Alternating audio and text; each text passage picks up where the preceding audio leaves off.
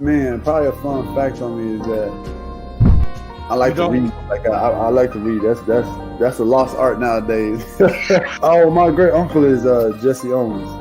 He won 4 gold medals in 1936. I always want to leave people with this, man, to all the viewers and everybody out there, man. Make sure you guys finish your story. Make sure you guys finish your journey because somebody's going to need it. Yeah. All you got to do is push the back button. That's all you got to do. Push the back signal. Try not to think about the future too much so you can maximize the now. Who's your favorite rap artist? Man, to be honest, it's crazy. Tupac always been my number one, right? Like he got me through so much stuff, but Lil Wayne has been in the modern day. I said, what does it really take? What does it really take to be great, Drew? And he looked at me and he was like, you really want to know? And he was like, to be honest, everything you did to get here, you need to be consistent times 10.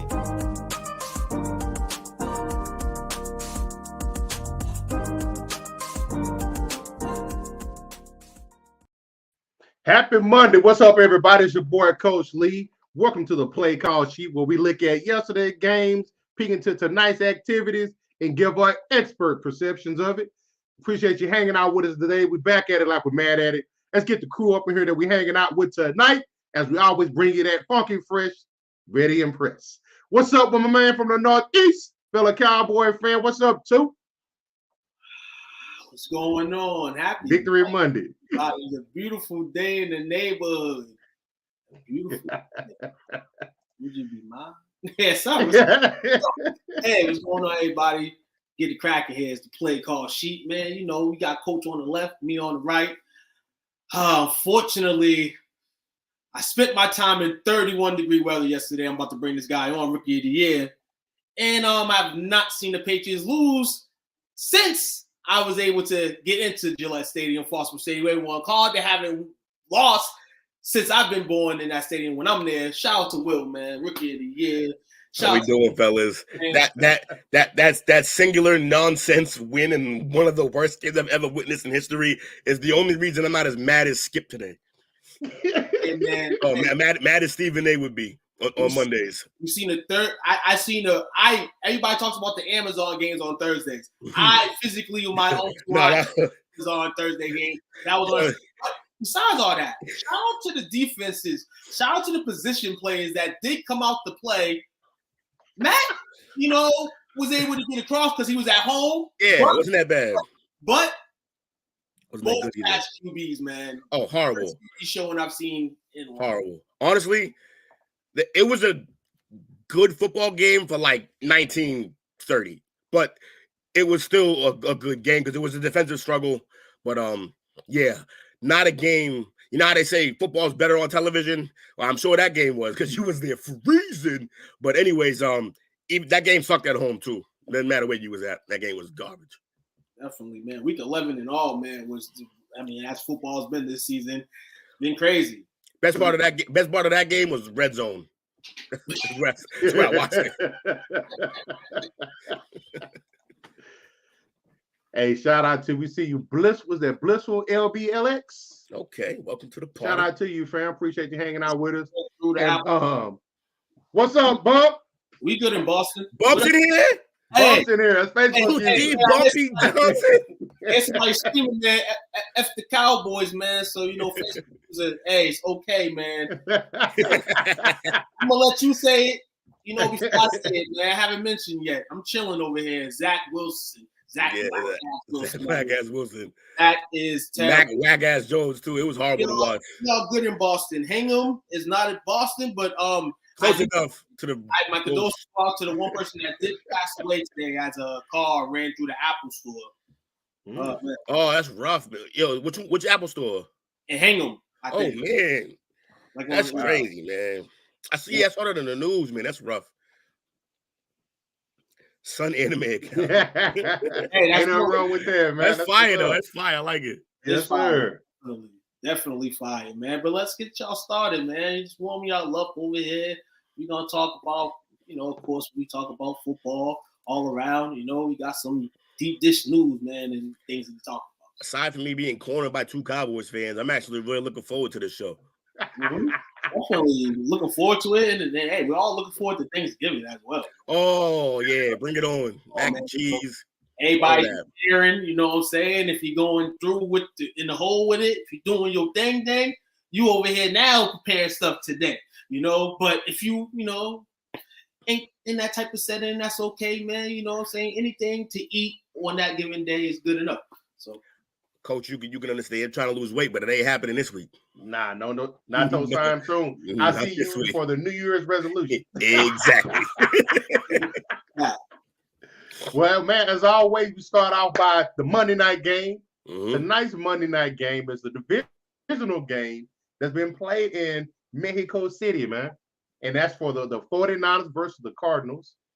Mm-hmm. And some people expecting it to be a low-scoring game. How y'all feeling about it right off the top? No, Kyler's interesting. Kyler's a talent, but we all know the struggles. Sometimes that offense looks a little better with Colt behind it. Hook him hard. So I don't know how many games he's gonna win you, but also I don't know how many games he's gonna lose you either. If they game manage and they play good football. That part, they got a good shot out there. So, I'm interested to see how this game goes. I mean, we probably won't be off here till halftime anyway, but yeah, I'm definitely interested. Absolutely.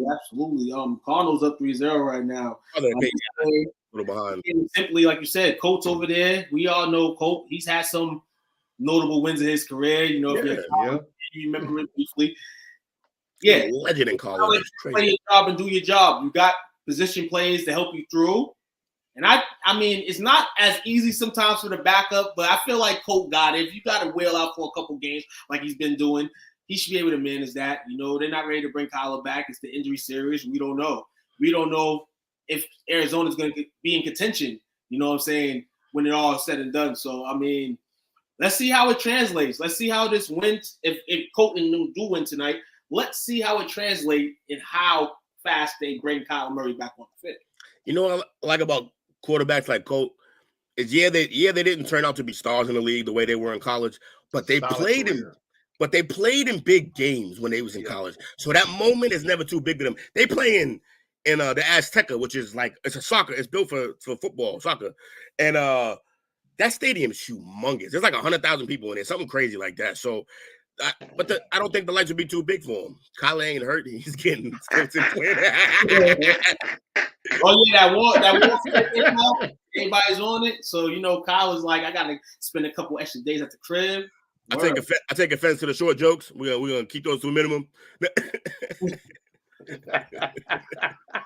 But yeah, man, that dude, he needs like 3 inches of shins.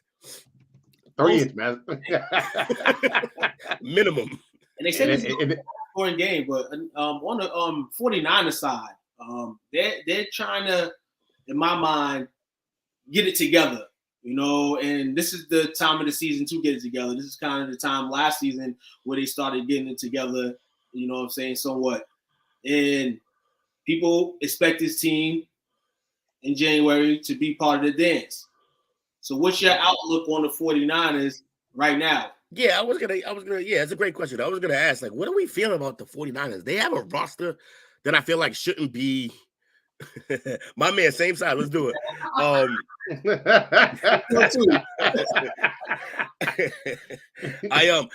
This team seems like it should be better. I know they tend to underachieve. He's not lying. They tend to underachieve early in seasons sometimes. Other times they do. I don't know. They're a weird team. I don't understand why. I know they had some injuries. Right. But now that offense is loaded, I'm pretty sure their line's healthy. Kittle has played more than 2 consecutive games. Now. Played more than 2 consecutive games. So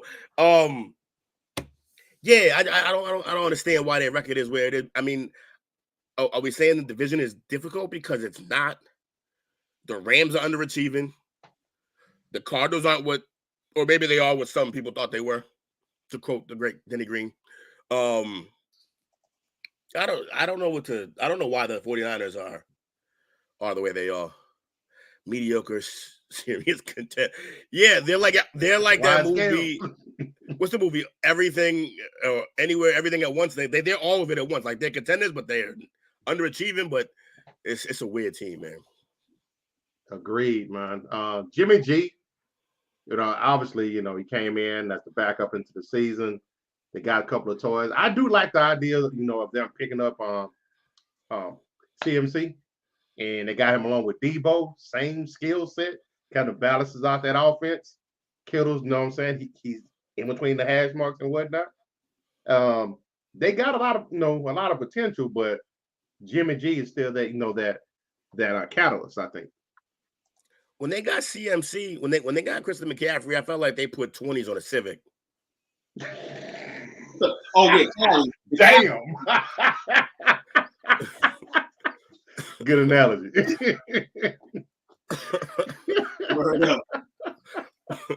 Maybe the Hatchie, I don't know, but like it's weird, man. Like, I'm glad that they added it, but I wanted to see him go. Remember, the talk was the Bills, and that might have lit the league on fire if you given Josh Allen a weapon like that on top of what he already has. But instead he went to play with Jimmy G, which, listen, I get it, porn star Jimmy, but he can be pretty mediocre. He wanted to go back home. He just wanted to go back. He just wanted to go back home. Everybody talk about it. And the circling of Jimmy. And I mean, appreciate you going to get Jimmy somebody. I mean, I ain't even somebody that's really reliable when it comes to not being hurt, but somebody that you hope that's down the line that can get you those numbers in the most important games. But imagine if Trey Lance was just going to say that, yeah. And that's this might be the up for the 49ers, that they still are alive. And the way that Bears first week looked, and then Trey gets hurt, it could have been a nightmare. If Trey can play, even at like an average or a little above average level when he comes back, I think that's why they went after Christian McCaffrey too. Because imagine the RPO motion style that the Dolphins play, or that they play with Hurts. That RPO, like misdirection, everything type. When you have Christian McCaffrey, Debo, Kittle, and then Lance who can move, it's a scary thought. But that's a lot of hope. It's a lot of hope. They sell it hope. What school is Trey Lance from? Was it that Texas? It's like I think it's a North Dakota bike. Oh no, yeah, North Dakota, yeah. Who else is from that school? Ain't that where Carson Wentz from? Carson Wentz from, yep. I'll get Carson Wentz vibes from you. Was he at the same? Wow, yep. That's right. Ain't that a Division II powerhouse? I mean, yeah. I mean, they playing some me and Took sometimes, but but I'm just getting those vibes. I think them putting everything on him. You know, obviously, he's got the knee injury. He's gonna come back next year and get warmed up. What are they gonna do with Jimmy G after this year? You know, who's gonna be the backup? Didn't Jimmy get tagged this year? Nah. This is last year. He okay, so last next year. Okay. This last year for him. They can't. Their tag number is gonna be stupid for a backup. Yeah, that tag number is gonna be way ridiculous. They're not gonna tag him. They're gonna let him. He's gonna go get his due diligence, or they can pull the whoopty wop. You know, the 49ers, they have people upstairs that are smart. You know what I'm saying, and know how to, you know, bang a buck, bang a buck, get a buck. So I feel like if you put him in the same situation that he kind of was in before the year started, times 2, and it's a new year, everybody wins again. In this situation, everybody won. You know, despite what I think of Jimmy, you know, and thought of Jimmy coming in, he's here right now. And I mean, it may not be a cute look, but it's the look the 49ers are going to have until they have somebody to replace him. Trey's injured. No. Yeah. He's injured. So right now we have to treat Trey like that because, again, next season he's going to have to come back in. He's going to have to battle for the position. Who knows how he's going to be coming off the injury next year? So that's why I say keep Jimmy. Because even if you play around with it and say, oh, Jimmy's a starter, this guy still has to – the mental game still has to be played. And even if you play it like that with Trey, he's going to have to learn anyway. He's going to get an opportunity to play. He's not Jordan Love. Here's two things, though. One, that might not even be up to you unless you tag him, which, again, you cannot tag Jimmy as that backup quarterback for that number. The number's going to be stupid for a tag. I think we talked about a quarterback tag recently as like 33 next year, allegedly, or 33. That you can't. You're not tagging him. So then he has to want to come back if you're not tagging him. But why would he come back? He wants to start. So I think next year Jimmy's off the table. I'd be shocked utterly. We can play the tape back later on. I'd be shocked. I agree with you. I'd be shocked. So I agree with you. Also, I believe you can. What's their record right now? What? They are 5-4. Early 4-6. Hold on. I might be wrong. Hold on. I think they're 5-4. Look. There's a world full of Carson Wentz's and Cooper Rushes that you can go pay for like a quarter of that price. That'll get you a good backup for Lance whenever he's ready, or something to hold you over in the meantime. You don't got to do that. Like you don't got to do that to yourself as a franchise. Like that's I think the only thing they can get out of him, I don't think they can franchise tag him. I'm trying to look it up. Only thing I do see though is best case scenario for them, they get a compensatory pick for him. Yeah. You gotta let that man give him his walking papers. Let him stomp the yard somewhere else. Because there's just no need to keep him. Plus, like I said, he wants to play. That was the whole thing with the deal now. He kind of wanted to go, but I mean, they were saying we need you here, and then they paid him what they paid him, and it's time for him to go on. He wants to be a starter. Let him go. Look, Carson, I know he's looking around the league. Jameis Winston, Carson Wentz, Matt Ryan, these are names that started. Geno Smith, these are names that started on football teams the beginning of the year this year. So he's looking around like, I can go do that. I don't got to sit here and just be a bridge for the guy they drafted. Hey, Bump, I found it, man. You are correct. He restructured that contract, which immediately gave the 49ers $20 million in cap space. Okay. It lowered it from 26.95 to 8.5 million.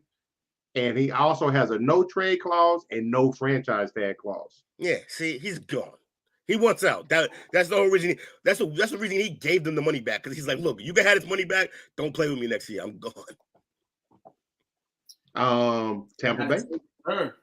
Tampa could imagine going to fill those shoes again, or at least trying to. Oh, hey, Kawan, my bad, man. My bad. All good. Hey, 49ers have a 77% chance to make the playoffs. The Cardinals have a 10% chance to make the playoffs. Yeah, that sounds about right. This game tonight, Mexico City, we're going to predict that the 49ers have the crowd. I'm not watching the game right now. But who are you guys going to take tonight if it was up to you to take a team? With the score, I believe, should be still 3-0 Arizona. Oh, you said you think the Niners have that crowd? I feel like Arizona's a little closer down there. I heard that it might be semi 49er-ish. Okay. I feel like it could be a split though. You know, they all gonna be running. I mean, they both. Nah. Yeah. It is Southern Cal. Southern Cal. Most of Arizona's crying Cowboy fans, man. Okay. That's true. Also, Arizona had that law where they was pulling dudes over, checking IDs. So that is true. Mexico's like, nah, we're not doing that. We ain't rocking with y'all. 73 as Brandon Ayuk gets a touchdown catch from Jimmy Garoppolo, 7 yards, 73. 70 yards. Okay. I think obviously San Fran's got the talent. Is Bosa playing tonight? Let's see. San Fran's got the talent.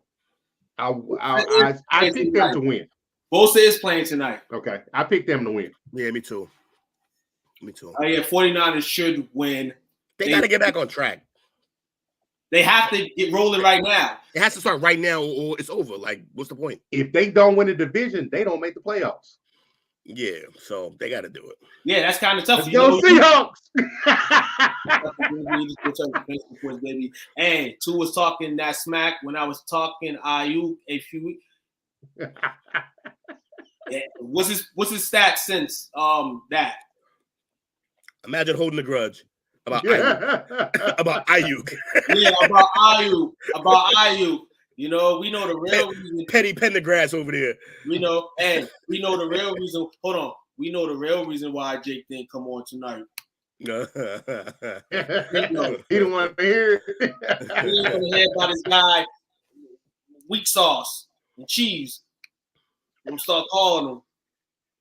So let's go ahead and hop over to the news of the day. We see San Fran winning tonight. Got a couple of hot items here. First, right off the bat, surprise but not surprise. Melvin Gordon got waived by the Broncos today. He's got 5 fumbles in 10 games. Yeah, Butterfingers had to go. Sound very Tika Barberish. Crispity, crunchy, peanut buttery. He had to go. That wasn't a promo, though I could use a Butterfingers right now. But he's dropping everything. Worst mistake was not taking that. Worst mistake he made was not taking that money in San Diego. San Diego, yep. He ain't been the same since then. Worst thing he did. And some people in the situation, hey, fight for yourself, do for yourself. You know, but now you look back at it. You have to look back at it as a mistake. You know, you would have had a couple more years of leverage at least, and not been at this point right now where you're getting cut. But ultimately, it's the running back game. You are running back with 5 fumbles in your last 10 games. That's not exceptional for a person that's supposed to be at a power position on offense. Yeah, you got to wrap it up. But there might be a team that's wants his services. So, you know, you'll be somewhere else. Respectively to their sports, him and Dennis Schroeder are both riding in that Civic with 20s on it now. Because they both made the same mistake. Indeed. Played themselves. Yeah, it got exponentially worse this year though. That like 5 and 10 games? Was it like? Yeah, they go there. No production. When you don't produce, those fumbles are bad. Now, if you're producing and you're scoring touchdowns and you're getting in the end zone and you're being productive, those fumbles at the end of the day you can take those away. But they even they used to give Adrian Peterson shit. They used to give Tiki Barber shit, and they were actually running up the numbers. He ain't running up nothing but the fumbles. Exactly. So Exactly. Bye. How many touchdowns does he have this year? Can't be a lot. I'm thinking he probably got more fumbles than he got TDs. Oh, I would bet good money on that. I bet all the money he gave up on that. What do you think the issue was with him? 2 this season. He has 2 touchdowns. Yeah, see? Damn, almost 3 times many fumbles. That's bad. That's like a negative, down bad. Yeah, his turnover touchdown ratio ain't looking good right now. He had to go, man. I mean, I wish the best for the brother. Go, he should walk around everywhere holding the football for the next couple of weeks and then try to sign somewhere. What do you think he ends up at? Who could use it back? That's tough. The Rams. The Rams. Yeah, that's true. Only team I can think of right now technically. But as bad as that team's playing, I don't know if they could bring on that problem. Like you can't inherit that problem. That's a good point. No, you can't inherit that problem. Okay. But I mean, if you're struggling right now. Yeah. I don't even know how Cam Akers is still on that football team. Everybody hate that man. I don't even right, exactly. So I mean, if he wouldn't say, "Hey, I don't want to play no more," somebody you sign. That's the only reason I'm saying it. Mm-hmm. Other than that, on production and playing style this year, no. Buffalo yesterday. Devin Singletary surprised me yesterday. That Buffalo running game looked decent yesterday, and that's the type of they just need that. They just need that, but they don't give you that. And if they can give you that, that's good. But no, Buffalo will not be a good. No, Buffalo's trying to win a championship right now. Yeah, they can't afford that. No, they're not taking it. Also, what they did with Singletary is it's not like it can't be done. They literally everyone.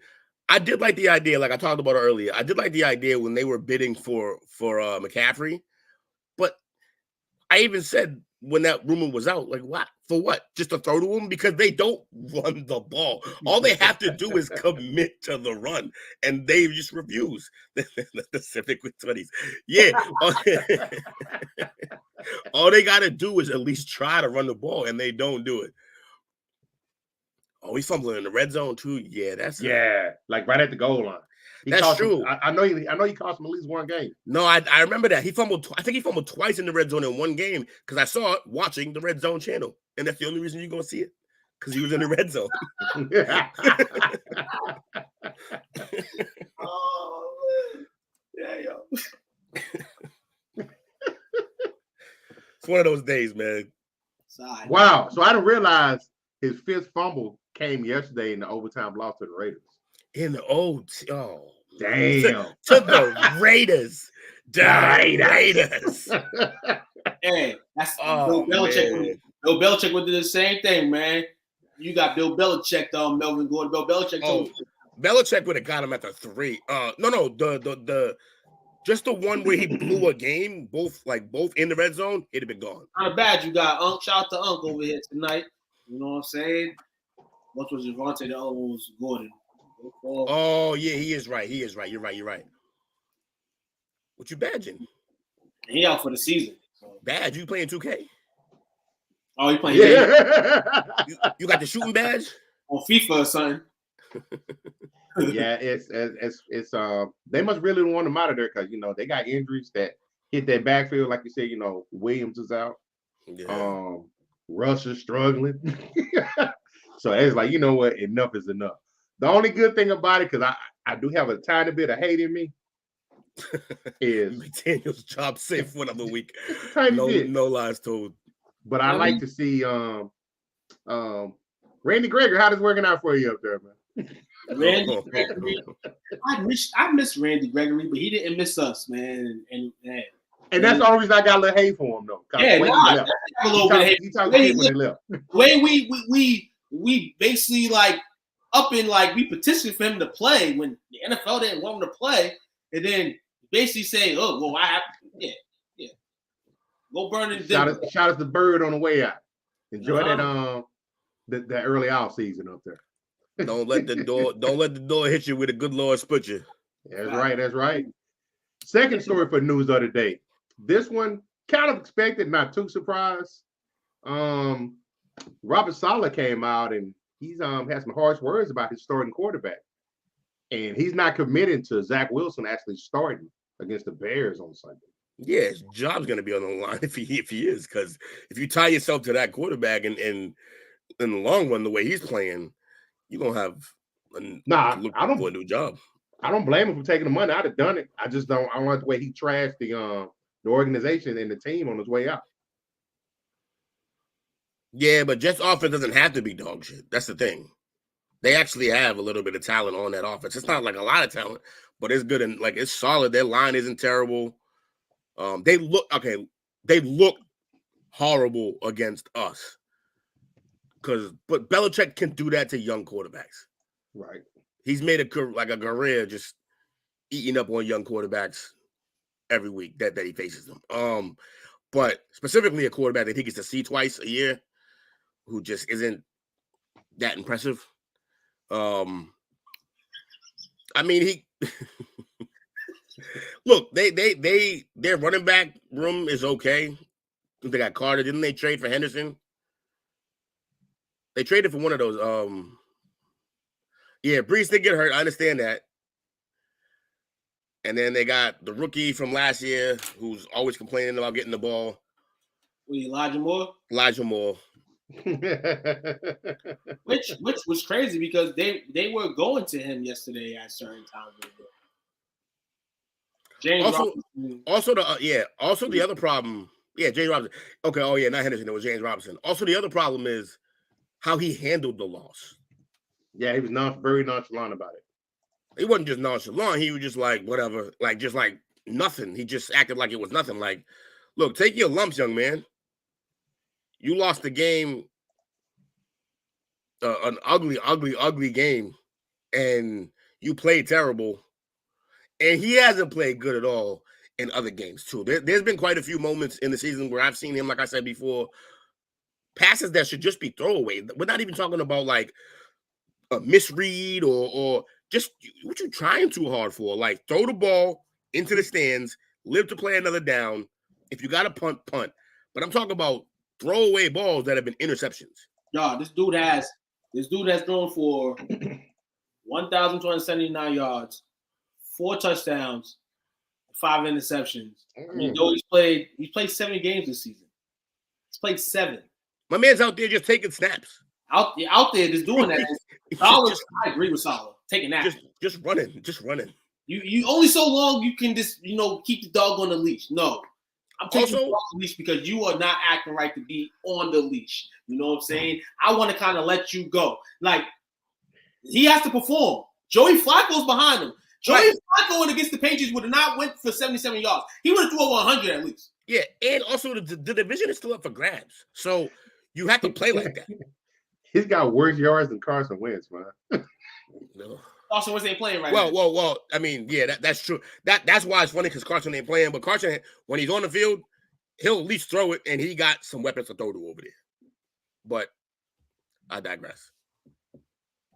And real, this might be a little bit too much and you might need to sit him. If you're in playoff contention, you might want to bring in the veteran that has some type of experience around this time because Zach may have not thought in his mind that the 49ers. And this may be another red flag that they will be this competitive enough that now he has to pit up numbers and touchdowns to save the defense. Shout out to that defense for playing well yesterday against New England. That was an ugly game, but both defenses came to show up. Yeah.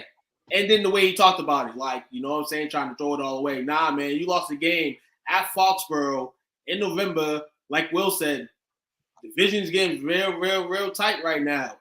And you're going to have to separate yourself by winning. Losing to a division foe, it's not going to help your cause when it comes to playoff standings in that final week where you need a win. And the Patriots win, and you're like, oh, man, we didn't get in because virtual tied. We didn't beat the Patriots. We did not beat them at all this season. And that may be the hurdle because they lose to a Patriots team who, not in their mind, are rebuilding, but they are trying to rebuild something.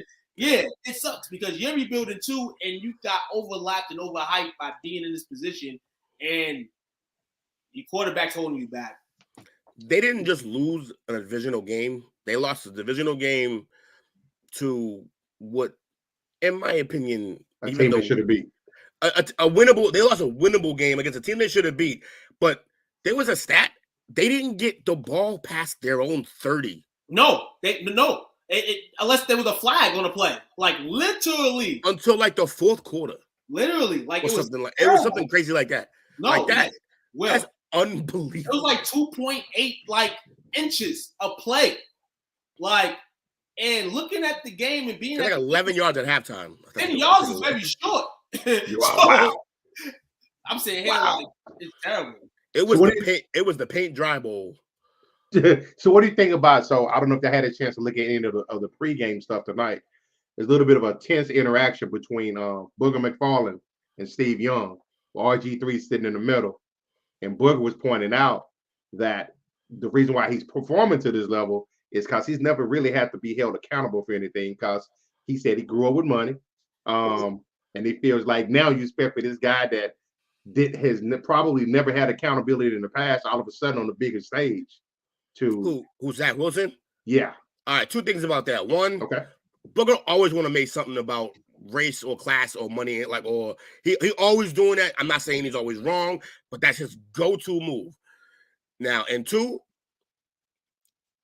right or wrong, Steve was gonna back him because that's a BYU boy. All day.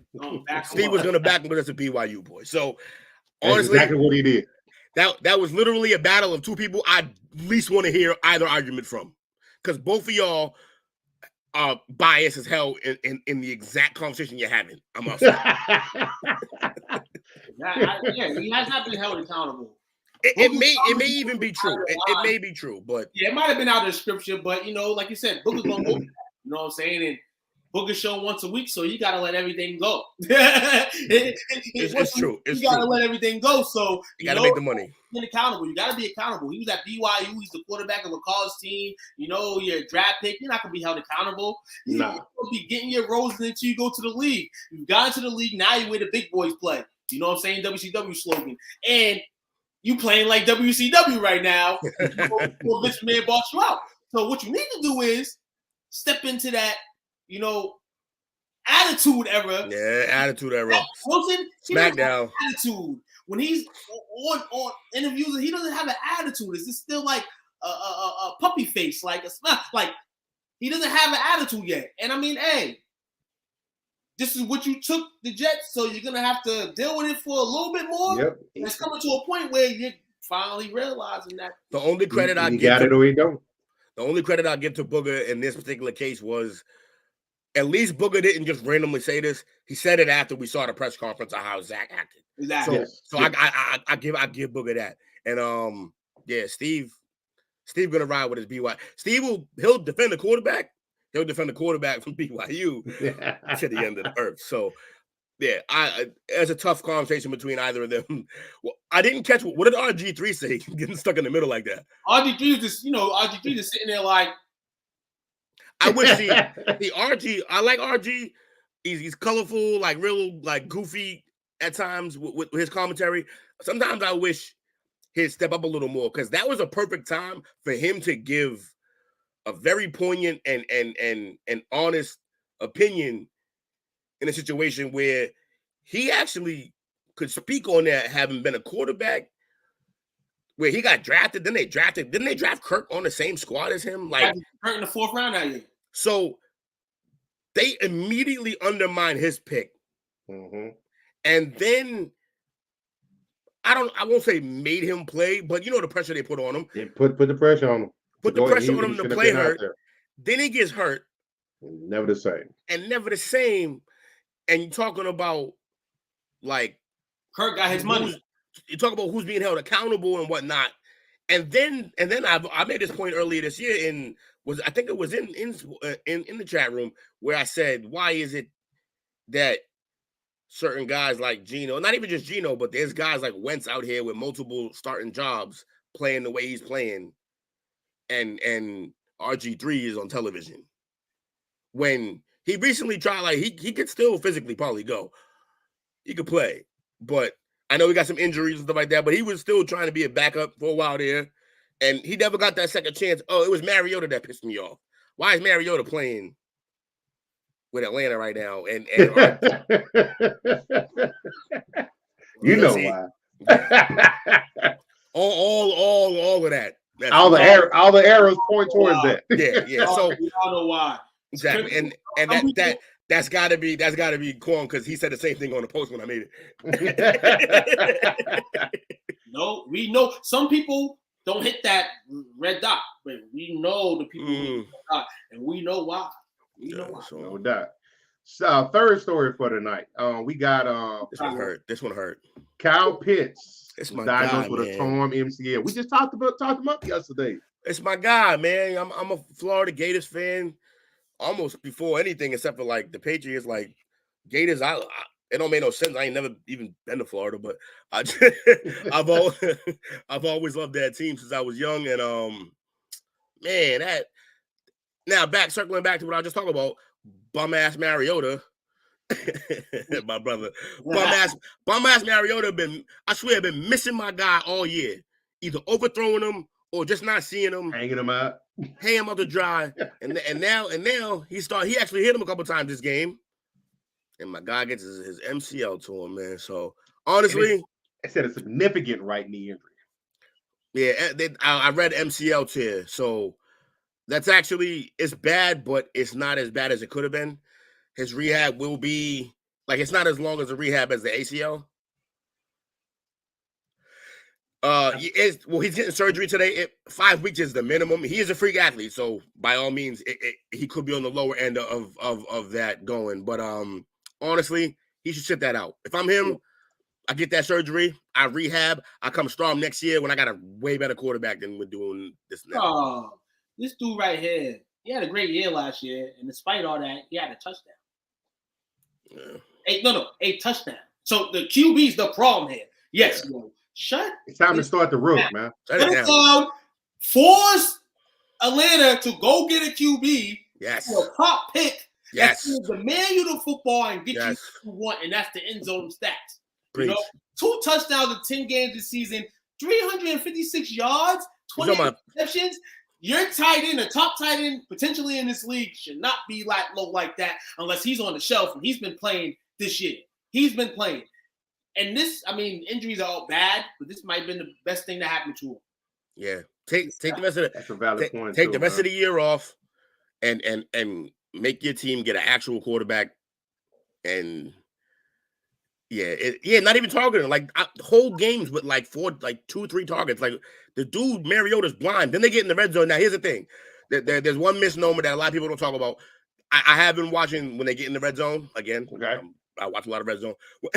when he gets in the red zone, they double and triple team him because they know what's up.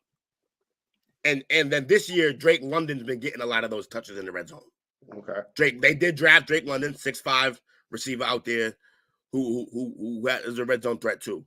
So, and Drake London isn't getting triple team. So that has been some of the problem in the red zone. But I mean the rest of the field. Not even just the red zone. The rest of the field driving down, it's he's not even on the team. They got him blocking. Also, they're not using I got coach problems too, not just Mariota problems. I got coach problems too, because at Florida, one of his strengths was he's 6'6", runs a 4.4. You could split him out, and he can beat corners because he's bigger than them and more athletic than them. Right. It seemed like they hell bent to make him block for Patterson. Bro, split him out, mix him up. You see what he is more gifted athletically in every way than Kelsey. I love Kelsey, but in every way he's more athletically gifted. You see what they do with Kelsey? They move him. You know around Kelsey's a lot. getting the ball. He's getting those matchups. There was 5, 10, 30 million, 100 million people who knew Kelsey was getting the ball yesterday, and they moved him around, and he still got the ball. Touchdown for the game. 3 touchdowns in the whole game. You got to move him around, mix it up. Do something, anything. So, I'm sorry. I'm frustrated, man. That's my guy. And Kittle just had another touchdown. He had a touchdown, 39-yard catch and TD. Okay. And the 49ers looking like they about to steamroll. Yeah, Kittle doing Kittle things again, so that's... That's good. Hey, I'm playing in one league that I have George Kittle and Kelsey in. My dream is to have both of them have monster games and a monster days. Kittle, keep it up. Keep it up, man. You know what I'm saying? Keep it up. Did you start them both? Yeah. Oh, you on your way. You on your way. Wake up. You waking up. I'm done. I'm done this year, man. I've been a Padre playing fantasy crazy, man. Yo, Kittle won me a whole fantasy league one year. That year he was going nuts. He won me the league that year because no one knew who he was. Oh, really, I'm sorry, Will. I'm sorry. I'm sorry I had to do you this week, man. I'm sorry, Will. James Carter with a touchdown for Arizona. Arizona, say 49ers up 10-30. Hey, Will, I'm sorry. But this year, last year I messed up. Oh, no, you didn't. No, you got me last week. I'm not playing you this week? No, you got me. Last week you got me. In the STWF league, I'm playing you. Oh, that's okay. I was in the wrong league. Yeah. He didn't want to talk about it. I really didn't. You know? Oh yeah, you didn't just get me. You snuck by me. Snuck too, by right? you. That's what I said. I just got you. Oh, you got you got Connor going now. So now it looks good. You had me by a point as of last night. Yeah. I was pissed. No, you had me early though, Tony. Yeah. So the last news item of this particular segment, some Mhm. good news though. Yeah. Jamar Chase is resuming practice, which is big. It's a big shot for the Bengals. That's early. They said he gets healthy easy because he's a freak, and I always hate when I hear that because that's that talk that. What we just talked about RG3. Yeah, it's the same talk I heard about him. It's only one man that I ever seen them say that about, and it actually be true, and that was Adrian Peterson. The dude came back like I couldn't believe. It was like 7 months. Hold on. Here we go. You sure you want to renege that and go with somebody else? Did I forget one? When I ain't T.O. T.O. made it possible. T.O. made it possible. Now, I happened if Jamal Chase took a trip to T.O. No, see, there's a difference. There's a big difference. No, there's a big difference. There's a big difference. What T.O. did and what Adrian Peterson did is a big difference. Adrian Peterson literally healed like he was in a cryogenic tube. Like he almost broke Dickinson's record. Like he was Wolverine and came back trying to break records. What T.O. did was just tough that out like a man. And he just literally played on that bad ankle and he played through the pain and just he did the Kurt Schilling. He played on the bloody sock. Like he just came through and did. He gave us work that game too. Wow, hurt. I was like, this man. Like I always got annoyed by T.O. I knew he was good, but I got annoyed by him and the antics. But after that game, I was like, yo, say less, man. He brought it for the team. But I do agree it's too soon for. We'll monitor that and see.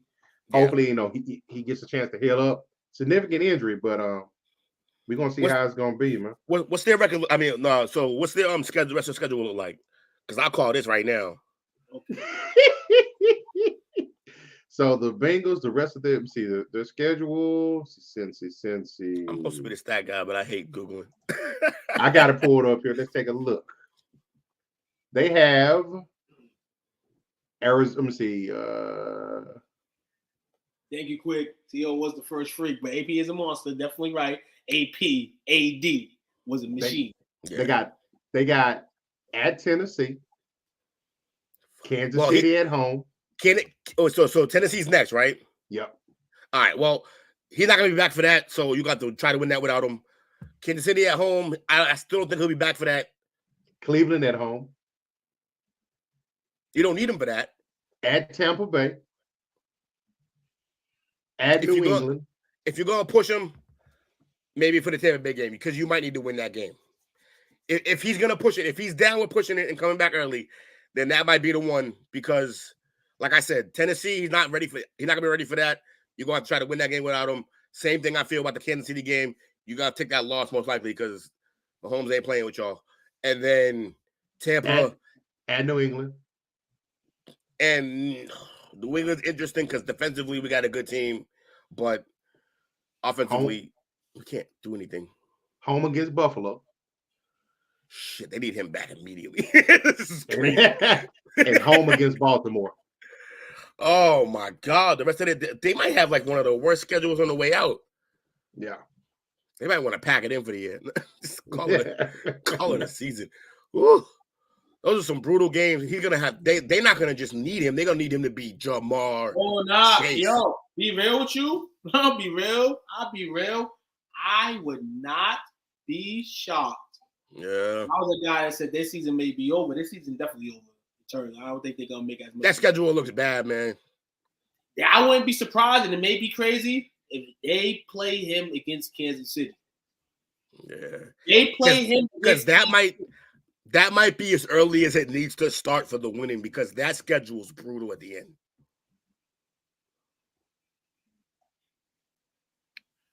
Yeah, it's probably. Crazy, man. It's gonna be wild situation, man. Shout out to the Bengals, man, for taking this risk.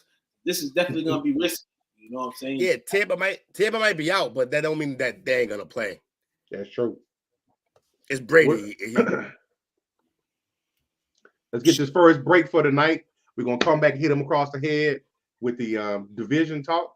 We'll be back by 15-20. Y'all hold on to your butts. Yeah. What's up, world? Kyrie Robinson, man. New Orleans Saints veteran. Hey, man, make sure you guys go check out my guy, man, STWF, the media, man. Check them guys out. Y'all want to get sports talks with players, with fans, anything like that, man, go check them guys out, man. That's the place to be if you want to talk sports. Who that nation?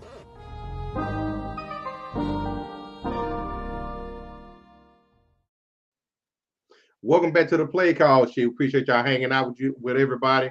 It's your boy Coach Lee. We got two in the house and Rookie of the Year, my man Will. So this is actually one of the fun part of the show. I love doing this part.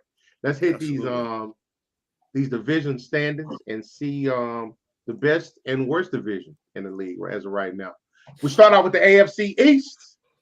Miami's at 7-3. Buffalo's at 7-3. New England's at 6-4. The Jets are at 6-4. So man, I was ready to storm in here this weekend. Like, yeah, there might be a new best division. And then I had to watch that game between the Jets and the Pats. And and then I had to watch Buffalo go out there and not necessarily look like world beaters either. And like they get one on like old pickup truck. It all got real dark for me. I like it because once I saw the New York game, I'm like, all right, Giants ain't look that good. I mean, let's, and then I'm like, Washington, we already know, like, yeah, they talented, but they're not in the conversation, really. And then that, everything I thought was wrong. So this is one of those weekends where whatever you thought you knew, you ain't know shit. So yeah, I like this. I think we're in the same spot. I think this is the second best division in football right now. They look a lot less dangerous than they did a week ago, even. And that's with the bottom team actually moving up. And still, the way they moved up is just. They didn't want nobody to see that overtime yesterday, man. They being there, they didn't want nobody to see no overtime. They did the fans justice by letting the home team win, man. Because in a game like that, usually the home team does win. And if the home team did lose, that would have probably been the Patriots season. Looking at it now, will it be the Jets season? We don't know, but more than surely, it definitely is. You know what I'm saying? The way that ended yesterday, man. There would have been a death on the train if we lost that game after the way it went, man. And then especially if it went on that call, because they could have. I won't say should have, but they could have called that block in the back call. And yeah. I know the refs, and apparently so there was the obvious one. Apparently there was another one that they off camera or off the screen or whatever, and like refs was like, "Nah, we going home. Everybody out. It's too cold. Everybody out. We're not doing this shit." I know that CBS Sports still has the Bills with a 66.5% chance to win the division over Miami, who currently holds it and has beaten Buffalo early in the season. Yeah, at 3.2, Patriots riding at 11.4, and the Jets, like I said, this season's over. Technically, man, I feel in terms of this division. Don't count on Flacco. We've seen him run him. All right, Flacco. Yeah, man, but hey, this division, man, it's good to be standing by second, man, with the teams that you do have playing hard, throughout the schedule. Mm-hmm. Schedule only gets tougher for these teams.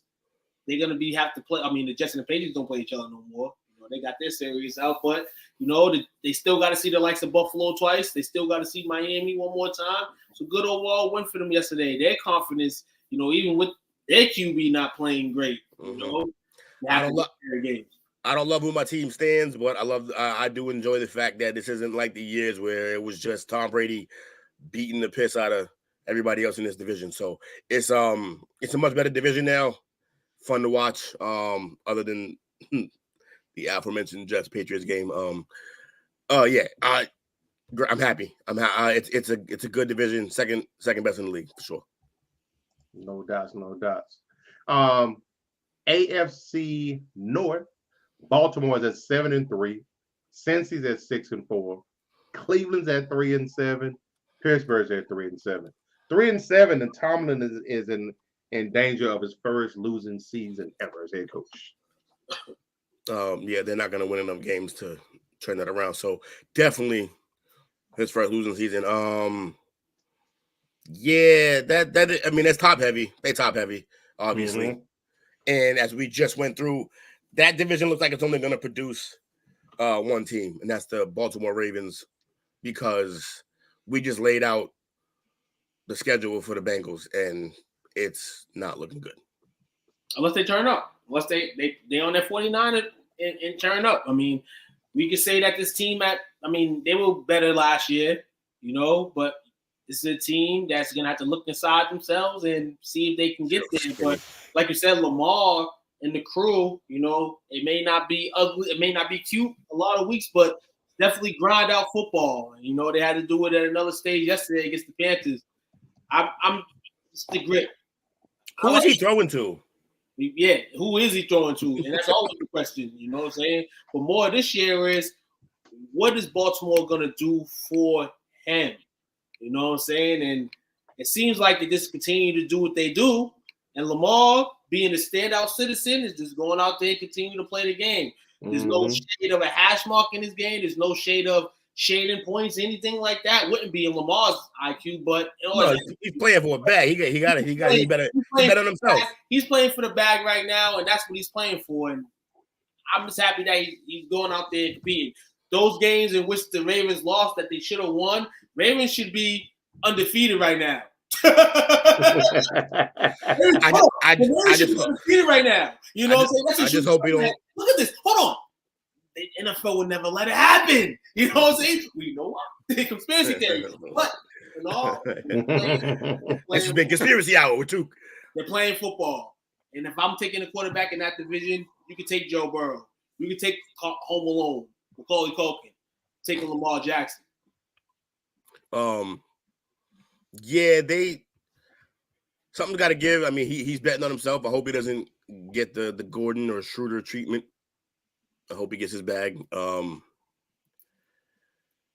You think so? I think the jury's still out on that. That team has a lot of holes in it. Pickett could end up being solid. I've seen worse starts to a rookie career. I like Pickett in college, so I'm happy that Same here. to make the league, in Pittsburgh and all that. Pittsburgh's a lot to get used to. You gotta get to a lot in Pittsburgh. Over the course of years, and we can kind of remember the quarterbacks in Pittsburgh. You don't count Big Ben, but everybody was a stepping stone for them to try to get in. You know what I'm saying? And fit in with the system, fit in with the community, fit in with everything that had to do with Pittsburgh. Pittsburgh has the identity. Blue collar. They want to win championships. They want to be a. That's who they are. Things like that. You gotta learn that. Look, that fake slide at Pittsburgh was dirty. Hold on, It was nasty. Better change the rule. Dirty. Bridgewater, damn man, I don't even like it. I can't refute it yet. I'm not gonna make any lasting opinions on the man yet. It's too early. It's way too early. But I do like, and they like a train wreck right now. What I do like is that he's already building a nice little rapport with Pickens. Pickett to see. That's kind of the thing. In Pickett to Pickens, I can hear that go on for a little bit. They can get some mileage out of that one. Yeah, they can. So I think they got to give it a little time. And I think before you can just say that he sucks, you got to have a team around him. I don't know that he has a legitimate team around him. Their running game. I mean, Harris has been underwhelming this year. He finally played good this last game, but you got some pieces there. You got Harris if you can get a better line out there. Then you got Pickens, you got Freiermuth. I mean, they and then Deontay Johnson. They got some pieces. They just gotta fill in the blanks and it. I mean, I don't know if this particular team may have heard everything they can hear from Tomlin, but if that's the case, then that might be the next move. See, this just gave me a sad. I don't believe it though. This gave me a stomach ache a little bit. You just talking that because I'm be real with you. Yeah. I don't want to say this, but no, Tomlin may have to be the one to go soon, man. Sacrificial lamb. You think he got to be the lamb? Be real, because you look at it. Pittsburgh is gonna go draft receivers. They're gonna give you receivers. Najee Harris, you gotta take that as a plus. He's an Alabama guy playing decent. I mean, you don't get too much of that. You got Derrick Henry, but you know what I'm saying? It's about, you're looking at everybody else, you're like, you got to hope for them to perform. The problem is that dial's leaning more towards Trent Richardson than Henry. No, but they right now, they don't have the line. They don't have. I agree. Because some games randomly, but he just gets and does some things. But he played well yesterday. He played well, but so I feel like gotta probably be the coach. Some coaches is about to be gone soon. Offensive coordinators, all that. It's gonna all go back to Tomlin at the end of the day. So it kind of made my stomach hurt because my mom. He gonna get scooped up fast though. Who, Tomlin? Yo, yeah. Oh, he'll be hired in the next month. Now, hold on. Will he get hired as an assistant or a head coach? Head coach.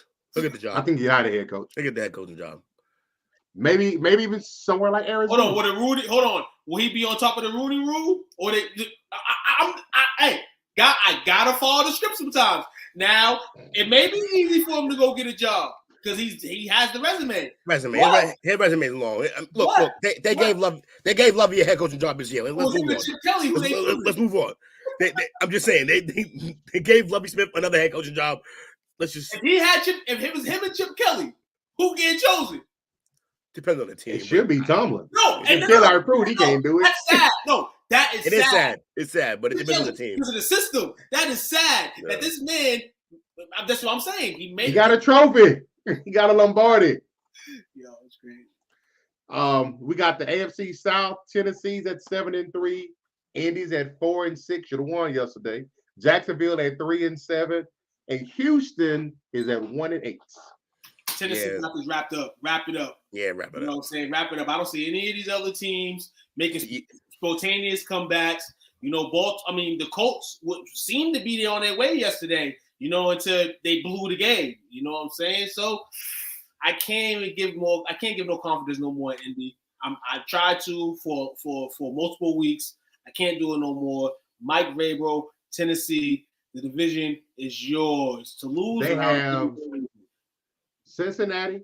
Home against Cincinnati, at Philly, home against Jacksonville, at the Chargers, home against Houston, home against Dallas, and at Jacksonville to end the season. I need soundboard. Wrap it up, B. Wrap it up, man. They have formulas. This is the thing with them, and this is why it's crazy that Mike Vrabel, out of all the guys coming out of the Patriot camp and all that, he's the most successful guy right now because he's coaching his ass. He knows his team's not as talented on paper than most teams, but the things that he does and that team does is so pretty when it executes. And that's the thing. You got Derrick Henry with more touchdowns possibly than Zach Wilson. You know what I'm saying? And Pickett, who we just talked about, no shade to Pickett, but no, I get it. Yeah. So that's crazy. Like really saying like this guy Derrick Henry is keeping. You know what would have been real interesting had they not wasted a pick on Willis and got an actual player to help that team out even more. Because I don't think Willis is the future. They might want him to be the future, but he don't like it since he's hit the field a few times. He looks worse than some of these other quarterbacks we talked about. So yeah. I wonder, that could have been any number of players helping that roster out. And but no, Tennessee's in a good spot. They got a good running game. They have a formula that wins in the playoffs. They just got to get over the hump. I think they shot themselves in the foot with the AJ move still, though. Yeah, I still don't get that one. Yeah, you got to pay the man. So AFC West, Kansas City 8-2, Chargers 5-5, the Raiders 3-7. What's up, Dominique? And Denver 3-7. Yeah, this was already wrapped up last week, but it definitely wrapped up this week after they beat them last night. It's over. It's the Chargers are the Chargers are just another 49ers team. Like, why are you this bad or this mediocre? Now, to the Chargers' defense, they've been beat up, especially in the receiving corps. They have, but all I hear about is the second coming of Jesus, Herbert, who can do it with anybody, and he's been doing it. And then he still has Eckler, and their defense has pieces. And I guess I don't ever want to hate on a team too much who's been injured because I know how that goes. But like, maybe at some point you should get some insurance for those wideouts because every year those two guys are hurt. It is cursed. They cursed. Those guys, they cursed. They cursed. And the only way to not be cursed is uncurse it. And I don't think that's going to happen anytime soon. Shout out to Justin Herbert, incredible QB. You know, hey, they go out there, they perform. That defense, I don't understand why that defense is as bad as it is. When I look at defenses this season, I'm like, there's no way the Chargers are not a top 5, top 10 defense because of the names they have. But all those names all together and they're that bad, that is bad. That is bad. Like, that is terrible. And you want to have a defensive team to stop teams like the Chiefs. You know, the Raiders are supposed to be an offensive juggernaut. You know, Denver, maybe with Russell Wilson in the beginning, you may have thought that, like, this is supposed to be your team to be primed on the defense. Herbert and them was supposed to just give you what they've been giving you. But now Herbert and the offense is hurt, and the defense, you ain't giving them nothing. So it's absolutely always on Herbert and the offense to win games, and you can't win that way. Is it time to look at the coach? You can. I was just about to say they never got rid of Leonard. You're gonna have to look at the coach soon. The coach looked younger than Herbert. Yeah. Herbert looked like he just got the warts took off his face. The coach looks like he hasn't even gone through puberty yet. Like, you know who would do pretty well with a solid defense and a 6'5", 6'6" quarterback who can do it all, right? Mike Tomlin. Mike, I mean, there's something new down there. You do have a QB. You don't got to worry about that. Yeah, but they always hurt. You got. I'm sorry, my fault. Because I was reacting to the we said Allen and Mike was, but they always hurt, which means you gotta at some point either move one and get a more reliable guy out there, or draft a third guy with the similar traits who could run in the system to as insurance. Because like Keenan Allen, I love Keenan Allen. He won me a fantasy league a couple years back when he burst onto the scene. But he hurt every year. Yeah. And Mike's nice, but like Mike's job is literally jump balls, which you gonna come down and twist some ankles. It's gonna happen. Like did last night. Do you blame him? Do you blame him or Justin for that? No. It's just the nature of how he plays. But here's the thing, though. You know who else plays just like that? Who was on the market in the free agency? A guy that ended up finding his way from Miami to the Patriots. I'm blanking on his name right now. Devontae. Similar guy. 6'3", 6'4", jump ball type of player. You could have went out and got him. We didn't pay a lot for him. You could have went out and got him and had him as insurance for your two guys, so that your man isn't playing with backups every year for stretches of 4 or 5 games. You got to help your quarterback out. I know that you gave him these 2 weapons, but you also have to admit who these 2 guys are. They're great talents who are going to be hurt. They're like Kyrie. They're going to play 50, 55, 60 games a year. And we talk about wide receivers. You got a guy, Odell, that's going to be searching for teams next week. Oh, yeah. He gonna be that can be somebody. You know what I'm saying? If he wants to stay in Cali, you know what I'm saying? That could be a team, you know what I'm saying? Where you're going to get touches. If you need a veteran, he's going to be talking. They don't want to play these backups, man. They want these backups to develop. The problem with Odell is that, like, especially off of his second knee injury, he need to come. Same knee. He need to go to a team when he's finally healthy.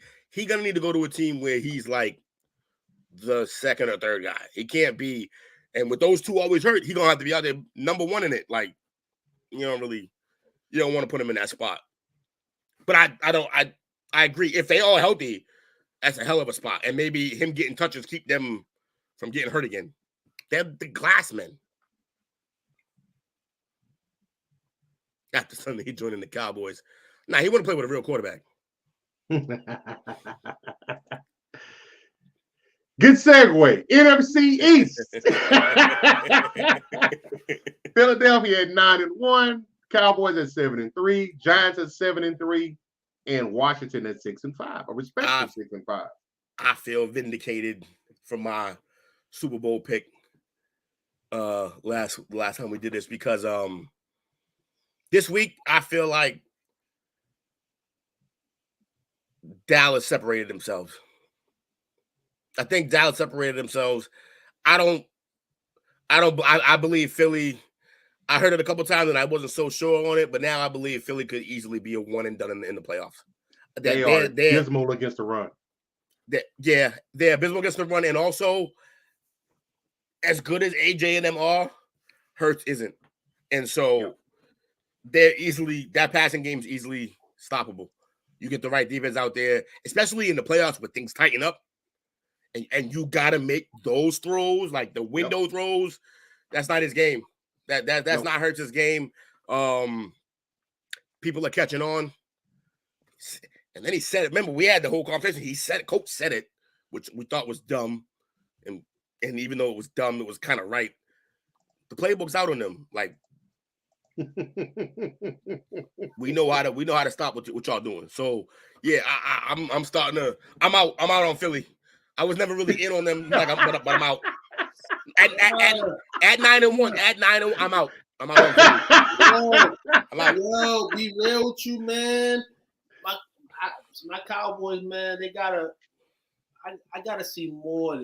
Like it's like they like the girl. My team's like the girl on Facebook, like you see, or Instagram, social media, and then you see her in person, and they don't give you the same tune. But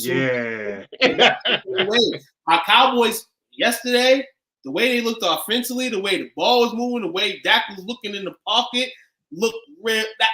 Like. I want to see them on that type of tear, and the defense help out too. We've never seen the Cowboys with both this play equally alike. You know what I'm saying? We got that yesterday. Can we get it consecutively? I think we do on Thanksgiving. I think they got a good turkey. Statement game, and I believe it this time. I said it first. Yeah, for real. Get it out, man. But I would shout out to the NFC East, man. Best division in football. You got the Commanders on their record, 6-5. You know, the Giants, they lost yesterday. Taylor gang. You know what I'm saying? Hey, overall, this year, they got 50 running back. Old style division. This is the way the division usually rocks. And usually when it rocks like this, according to history stats, you know, I'm sorry, you got to go back to the days. The Cowboys are going to end up the cream of the crop. Mama, you going way back. Mama talking to me right now. Mama, God bless your soul, Mama. She's talking to me right now. Any Cowboy win, she's talking to me. I'ma believe. Mama Watt. Believe no more. Mama Watt never best. How about the Cowboys, baby? I can say it for the time. Like, take that chain off. Hey. Put that chain out of here, Jefferson. You ain't the best receiver. CeeDee Lamb is. You know what I'm saying? Had enough of that. First of all, we're gonna end that right now. Second of all, when are y'all gonna realize the main reason why I'm all set on CeeDee Lamb being better than Jefferson? When are you Cowboys fans gonna realize y'all best offensive player is Pollard? Simple as that. We already knew that. Zeke No, he don't. Tell your boy. Tell your boy, coach. Get your boy, coach. Well. It's not about who starts the best. I smell in Zeke right now. Oh, Super God. Bowl MVP. I smell in Zeke a Super Bowl MVP. I'm not gonna say that. The only reason Hold on. Listen. Use Tony Pollard up. You know why? Because he ain't worth no money, and that's what they do to players. They ain't worth nothing right now. You're crazy, dude. Then when it's time for Zeke to perform in the gaps, they perform. Hey, Pollard's doing his thing, man. Only reason why you always smell Zeke because of that crop top. I don't want to hear that. Cut that out. Here's the thing. Everybody keeps saying you got to pick one over the other. They both complement one another. Tony's going to hit you with that lightning, and Zeke's going to pound you to death. No, and they complement one another. And that Pollard's a home run hitter every time. He's a home run hitter, but the thing that I like is Gallup looked like he was a little more healthier yesterday, a little more explosive yesterday. That's too far, whoever said that. Too far. Whoever said that. Disrespectful. CeeDee did his thing yesterday. Great catch on the sideline. And to me, the offensive line held up. Dak had a chance to go through reads 1, 2, 3, 4. Pollard was number 5 on both those touchdowns that he threw. Yeah, he was. He had time. Hold on. But disrespecting my man Zeke. Zeke had 2 touchdowns yesterday too, everybody. It wasn't 68 yards, but Zeke had 2 touchdowns. You know what I'm saying? In garbage time, probably. Red zone opportunities. Red zone opportunities. On the other side of that, a lot of people didn't understand when they what's the guy that they signed last week? He used to play for Atlanta. Defensive end. What's his name? Quinn? No, not Quinn. Tat McKinley? Yep, Tat McKinley. That's his name. Okay, yeah. So a lot of people didn't understand why they signed him. Did you see how many waves of people that they have in there? Everybody focused on Micah, but they are 2 deep across their front. And in some positions, they 3 deep. I watched Gallimore in junk time go out there blowing up stuff. They sending them in there like Marines, like just one after another, like just a wave of Navy SEALs on your ass. and the last thing, and I love unreal. it, Dallas, you got to remember, they came into the season as the 3rd youngest team in the league, and they are maturing in front of us still. Shout out to my man Diggs. He went to them and said he wants to challenge.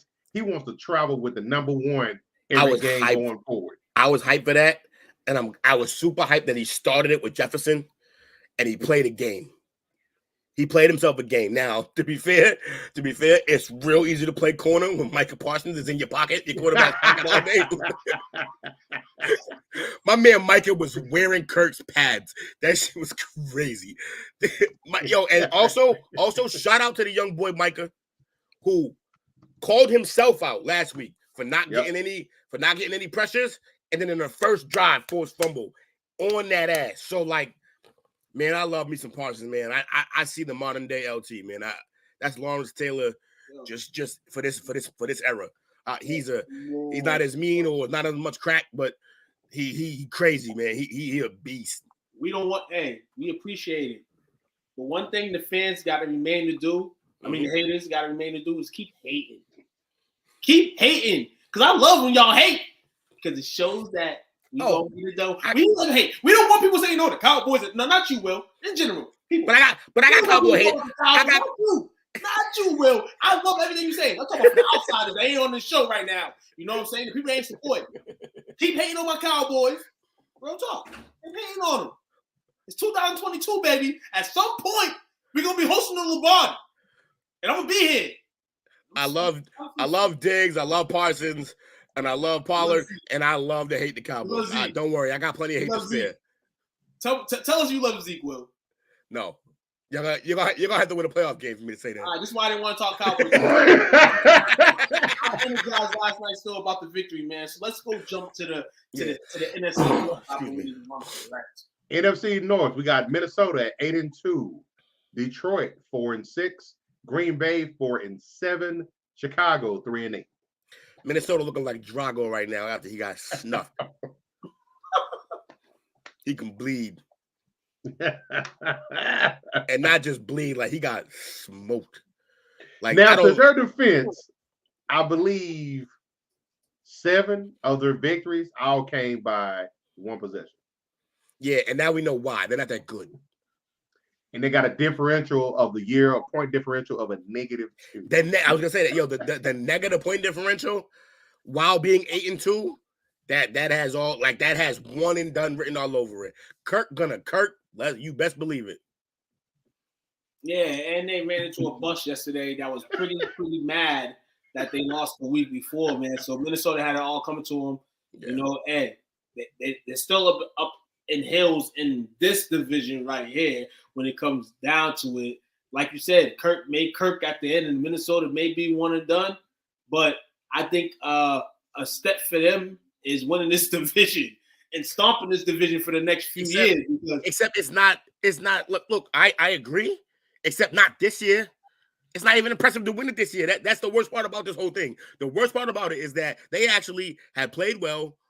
They hadn't beat a lot of great teams. They have a great record, got smoked by the Cowboys, probably going to be one and done because Kirk, and that team isn't as good as it looked. And yeah, they win the division, but they won it on some consolation prize shit because Aaron and his team. Aaron don't have it. He don't got they not what they were. The Bears are a train wreck that are trying to not have you look at it. but like they trying to build on something. But the Bears, like I said, the Bears like to draft quarterbacks and give them less every time they do it. They got a whole other problem. And yeah, the Lions are gonna Lions. So like it's like you won by default. You won just because you didn't regress like the rest of your division did. Minnesota's schedule for the remainder of the season, they're home against New England, home against the Jets, winnable, at Detroit, winnable, home against Indy, at the Giants, loss. I'm sorry, home against the Giants, rather. I'm sorry. Still at loss. Green Green Bay and at Chicago. Damn, they're gonna walk into the playoffs and then just get smoked first week. That's crazy. I think they could win like all but like maybe one or two of those games. Maybe Aaron pulls a rabbit out of the hat against a division foe. Watson shows up for another game. Dobbs maybe doesn't drop a pass, and they come out swinging on him. Maybe that defense for the Packers shows up for that game. I think the Giants can beat them, although the Giants showed also that they kind of are who we think they are.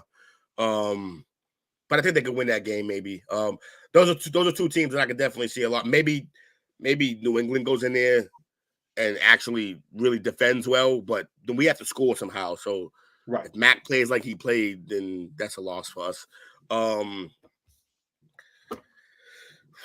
Yeah, man, it's the Vikings on the top of a dying division right now. I'm not impressed. They kicking the corpse around there. They're not the worst division though. No, they are not. That would be the NFC South. Tampa Bay's at 5-5. Atlanta's at 5-6. New Orleans is at 4-7, and Carolina's at 3-8. And everyone is still in it still, which is so sad. That's like it's like a really sad documentary over there about how bad a division can get and how a team like Carolina can still be in it. Yes. This is great. I don't even like. We can move on. I feel I got something to say. I don't even. I got something to say. The Atlanta Falcons just lost Kyle Pitts.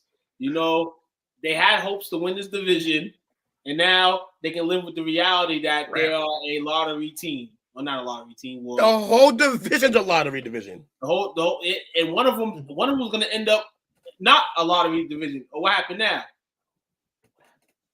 So in all, I just feel like you got teams like the Saints that are gonna win, like they won yesterday, and then think they're gonna be okay until the next week they lose. Overall, I want to see how Tampa comes out of the bye. That's gonna determine A, what they do because they're gonna win this division, and two, how bad this division really is. You know, so that's what I'm saying. I want to see Tampa. Well, they got Cleveland. They got Cleveland. Then they got New Orleans.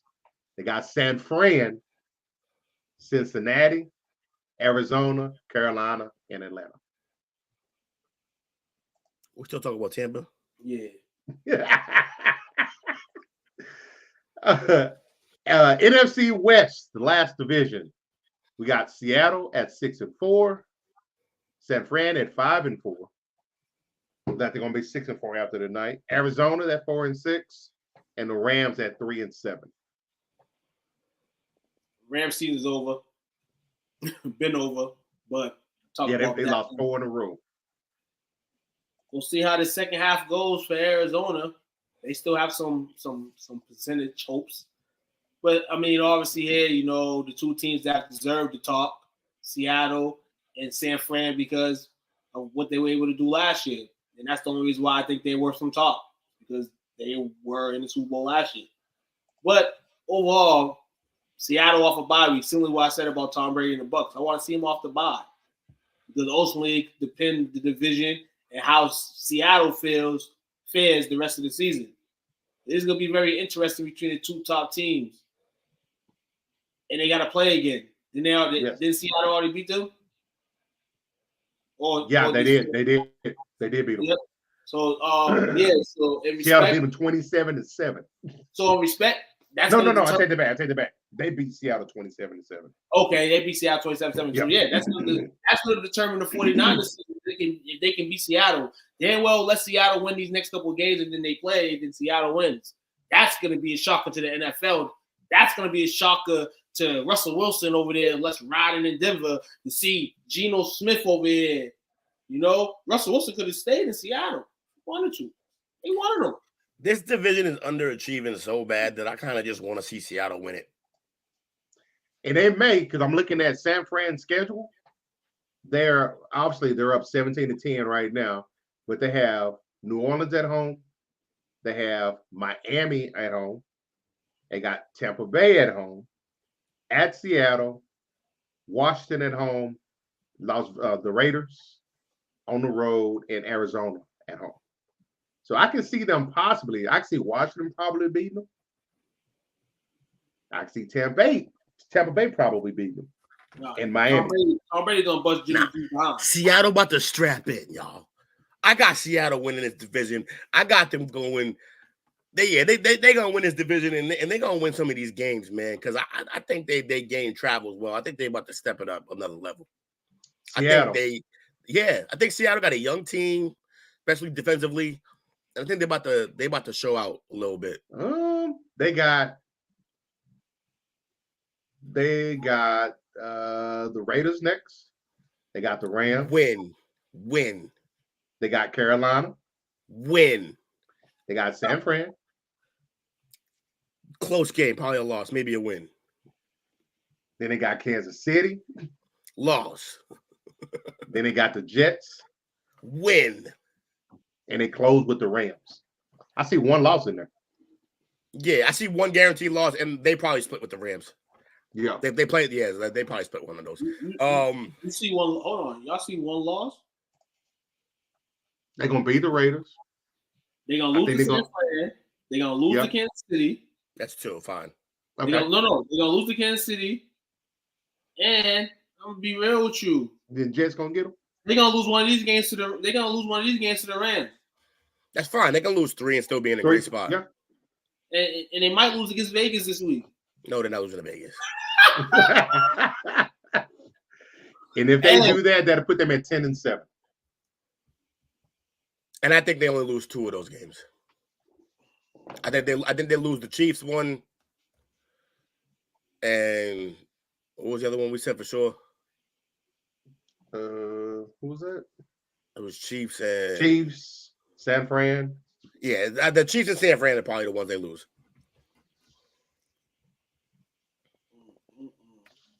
That's going to be very favorable. But I mean, they should make the playoffs with the way the other teams in the division are playing. But I do see 3 losses on the street. They'll beat the Vikings in the playoffs. I know that. Yeah, that's it. Kirk gonna Kirk. And they got a good running game. Geno gonna shock the world. Do y'all think anybody catches Philly for home field? And if that is, what team is that catches them? You got Minnesota. Yes, if anyone catches him, Dallas, right? You think Dallas gonna catch him? Yeah. Yep. I think that if anyone catches him, it's Dallas. But they might get the home field, but they're gonna be one and done. I don't trust Dallas with the home field. I don't either. I don't trust them. It's hard to play at a nightclub. But we've seen them in wild card situations. And it's like, damn, you should have got the bye. But I this picture of the Dallas Cowboys playing 4 straight games, and winning. Here's the thing. Yeah. Philly's got Green Bay Sunday. Again, the way they playing, you never know Green Bay. They got Tennessee at home. Loss. They got the Giants on the road. They win that game. They got Chicago on the road. That's a win. They got Dallas on the road. That's a loss. They got New Orleans at home. That's a win. And they lose and they got the Giants at home. Okay, so they split with the Giants, maybe. I think that New Year's, that Christmas Eve game could determine the division champ. The Philly Dallas one? Yep. Yeah. that feels like a SEC championship game. Like that's the feel that's like I know it's college, but like it feels like an SEC championship game, like LSU versus Bama type of stuff, or Georgia versus like Bama. I need to be at. They told us everything that we needed to know when they went out and they signed 2 defensive tackles. Yeah, they were like, it's bad. They know. And they got a half sack together too, both of them. That was funny. But my question is, like I said yesterday, how hurt is Davis actually? Because he hadn't gotten back yet. Mm-hmm. And they still got beat up and bludgeoned yesterday. Mm-hmm. Yeah, it looks like any team that can run it right down Tornado Alley. Like they can, they can. Aaron Jones this week, man. So be prepared for the storm because after Green Bay's lost last week to the Titans, the aura of Aaron Rodgers playing. Jalen Hurts has to play against the aura of Aaron Rodgers this Sunday. How's he gonna fare? Yep, can't wait to see it. Well, we got our last. Let me see. We got this is our last segment coming up. I think so. At least so, yeah. Last segment. Yeah. We're gonna hit the power rankings, and then the power rankings, and then the Super Bowl, early Super Bowl picks. So we're gonna do that. We're gonna be back in about 15 to 20, like we always do. Y'all hold on tight. Appreciate y'all hanging out with your boys. Let's get it. That was good with the people. It's Montreal McNeander, NFL linebacker for the Cleveland Browns and Grambling alumni. I had to come through today. Give a special shout out to my dudes over at STWF Media, the big brand, where you can talk sports with the other NFL players, fans in their Facebook community. You know what I'm saying? Y'all go get them boys a shout out. Go check out their page. And I promise you, man, you're gonna love everything that you hear and enjoy.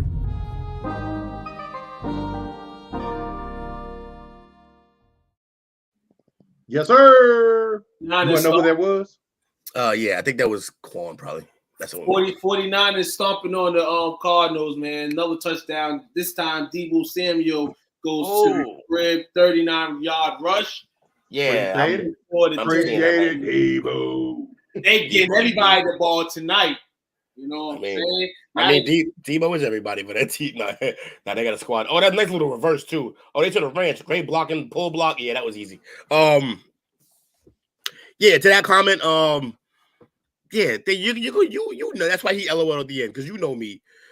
All my Pats, like my Pat stands friends, like my real Pat friends, they all hate me. They think I'm a fake fan. They call me that shit all the time because I'm too objective. And no, Mac's a bum. So they thought he was the truth when he was giving them Brady vibes, and he was throwing 65% completion percentage, and he was breaking rookie records, and they was all on. I hated that. I hated that the worst.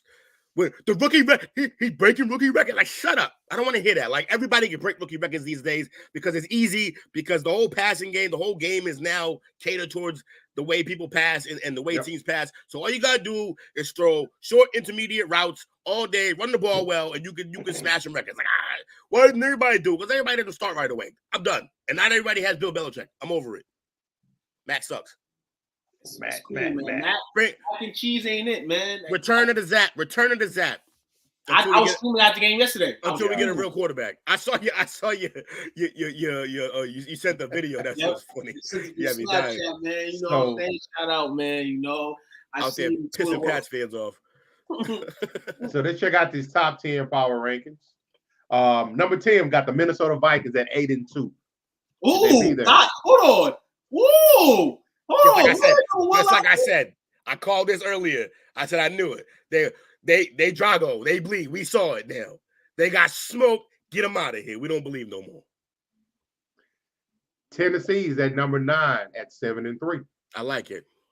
They look like a better team. See, now we're starting to see the rankings focus more on how they play and not just the record. We starting to see more the metrics, because you realize, oh yeah, they're 8-2, yeah, but they're getting outscored, the Vikings. But guess what? Tennessee look good. I think talent-wise, they need some help a little bit in certain areas, but they making do with what they got. We all like Vrabel on this panel. I like that. They travel well. They play good defense and run the ball. Run the ball and play D. Travels well. Let's play our football. We got number 8, Seattle Seahawks at 6-4. I like it because y'all already know. I just made a grandstand for them for some reason. I don't even know why I did it, but I'm riding with Seattle right now. I'm feeling the Geno vibes, man. Pete Carroll gets an extra 3 years on his NFL lifespan. You know what I'm saying? Yeah, he does. He earned it with this one. He did. Yeah. Coach of the Year candidate?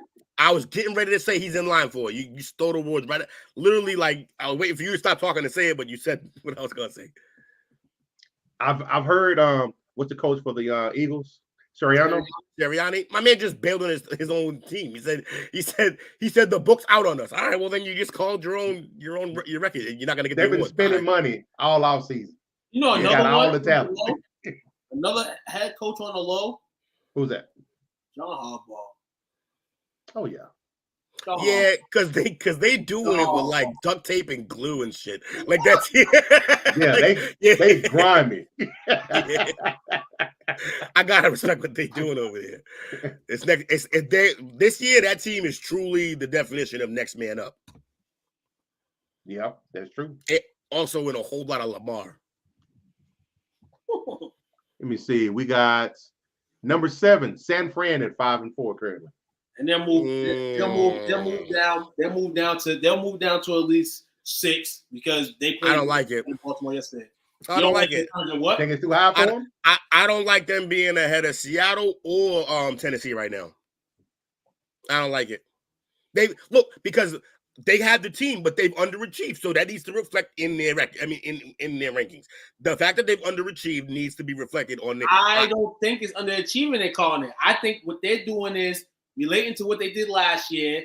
Injuries rattle early. They're predicting right now. They're projecting. They're projecting. They're the only team in the rankings that's still going in their projection because we haven't really fully seen the team. We've seen this is like the second game that they've been all full. And now you added Elijah Mitchell last week. So now at least another week and a half, 2 weeks. Here's my thing. You 100% right with that.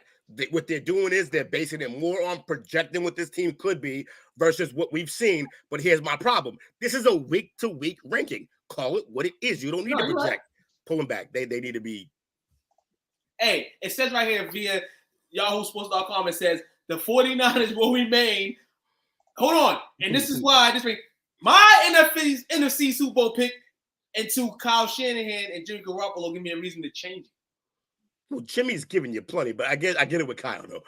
That's fine. Okay, I digress. But like I said, I don't feel you need to project with that team. I feel like they're underachieving. So that in the record, they can still be top 10. They're a good team, but it's cool. It's cool. I'm not gonna go crazy over it. Number 6, the Ravens at 7-3. Expected. Yeah, that's fine. I mean, I'm gonna look at the rest of the top 5 and maybe decide that they maybe should be even above that. But again, they're a team that's overachieving for what's happened to them. Yeah. But, that might be a fair way to put them then because they are hurt. So. Number 5, the Miami Dolphins at 7-3. Okay. Yeah. Cool. I'm cool with that. I mean, if I have to rely on one of the quarterbacks, I'm going to take Lamar. But the rest of the entire roster is probably the Dolphins. Hold on. This guy and I love their coach too. So both coaches. Shout out to, first off, we want to shout out to Yahoo Sports and this person who read the article, and it's NBC Sports Bay Area staff, you know what I'm saying? Because they did say that Sunday was fraud reveal Sunday, and the fact that the Miami Dolphins had a bye actually hid the identity, so we don't really know what Miami is. Ooh, I like that. That's a good point. I like that. That's a good, it kind of was fraud reveal Sunday, and they got to hide for the week. That's interesting. Fraud, the Giant frauds. Yeah. Minnesota. Yeah. I'm still give Minnesota a chance. I'm going to still give them a chance, but ultimately. With Kirk? Why? If the Cowboys are the team that you're playing in the NFC Championship, you're definitely a fraud. Or Philly, because they both pumped you this season. So, yeah, man, fraud reveal Sunday for a lot of teams came out to play. Number 4, the Cowboys at 7-3.